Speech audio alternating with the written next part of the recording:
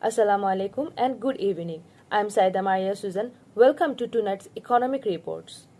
Our top story, the decline of Malaysian ringgit and its far-reaching impact on people and businesses.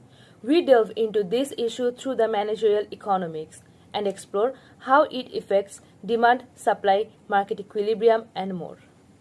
The Malaysian ringgit has been experiencing a significant decline, putting a strain on both consumers and businesses. As prices for imported goods rise, demand decreases. This is a clear demonstration of the law of demand. Semua barang lah. Sekarang ni beras pun dah naik harga, telur naik harga. Jadi maksudnya itu keperluan asas utama ayam. Jadi maksudnya kadang-kadang naik, kadang-kadang ia turun. Jadi bagi golongan kita, kumpulan di bawah pesara dan juga yang bawah ni, maksudnya sukarlah. So you see the prices going up. This has basically impacted decisions for big ticket items. I basically look to purchase more local brands, and if there are certain international brands that I'm interested in, then I have this tendency to look for them when they enter the reduced to clear. On the supply side, businesses face higher production costs due to the increased prices of imported raw materials. This disrupts market equilibrium as businesses may struggle to maintain supply at existing price levels. Businesses are also feeling the pinch in their production process and cost. With higher expenses for imported materials, the incentive for businesses to find local alternatives or innovate becomes stronger. Special kind of thickness of fabric and all sizes of fabric all have to be imported in China, from China. Or I source in China and then I make it there. And I make it a finished good and I ship it in. We are importing the same goods value but just 10% more expensive. Sekarang Malaysia memang jatuh, habis mesti naik lah. Barang-barang kalau import mesti naik sikit lah. Import mana China, mana korang sikit lah. Korang sikit. Kalau naik, tapi mau makan dia, makan korang lah. Beli korang lah. This the borderline lah. If it goes down more, I'm afraid that we would incur loss. Yeah, it's already the break-even point, the borderline currently. As the market seeks a new equilibrium, both consumers and businesses are affected. The concept of price elasticity becomes into play as we see how sensitive demand and supply are to price changes. I think Malaysia import almost everything under the sun. Besides our own palm oil.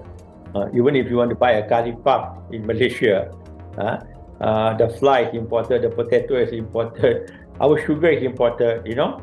So there's definitely going to be what we call import inflation because of the depreciating ringgit. Prior to this, it has always been blanket subsidies, and there is a lot of leakages due to that.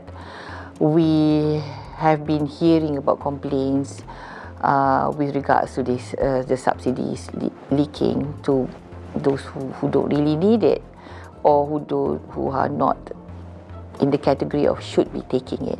So with targeted subsidies, we will be looking at the categories of people who will be the beneficiary.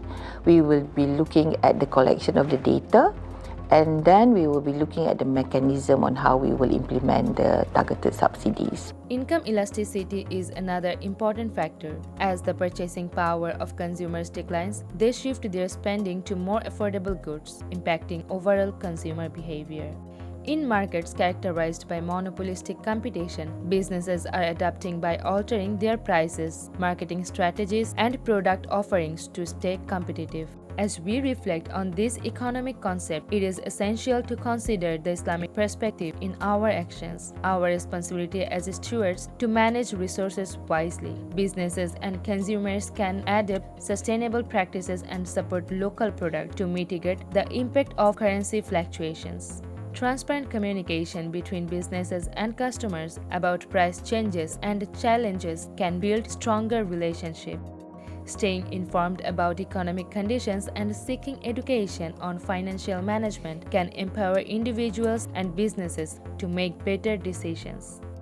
In this time, supporting one another through community initiatives and charitable actions can help alleviate the strain on those most affected by the economic downturn. The decline of Malaysian ringgit is a complex issue that requires understanding and action from both an economic and Islamic perspective. By applying managerial economic concept and embracing the Islamic perspective, we can navigate these challenges with wisdom and compassion.